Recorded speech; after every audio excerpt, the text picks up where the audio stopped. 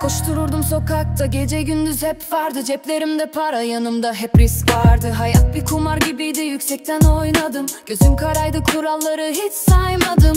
Mahallemiz hani sanki kabus filmiydi. Elimdeki paketler sanki zehir bilimiydi. Her köşe başında bir polis gölgesi beklerdi. O gençlik aklım tehlikeyi hiçe sayardı. Şimdi masamda çay, evimdeyim sakin. O deli günlere bakarım, inanılmaz lakin. O hızlı hayat bitmiş, yavaş akıyor zaman. Normal yaşamak zor, alışmaya çalışır insan.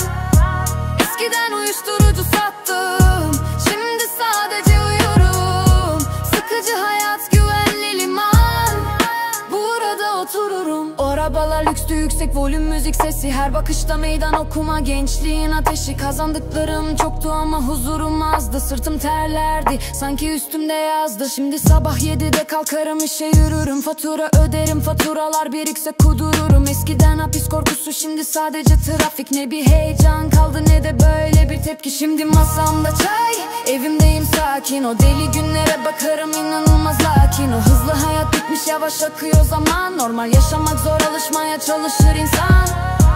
Eskiden uyuşturucu sattım, şimdi sadece uyurum. Sıkıcı hayat, güvenli liman, burada otururum. Sessizlik ağır gelir, bazen özler vücudum. Ama sokak bitti, artık evimde mevcudum. Düz bir çizgi artık hayatın ritmi. Boring ama güvende, bu benim kaderim şimdiki.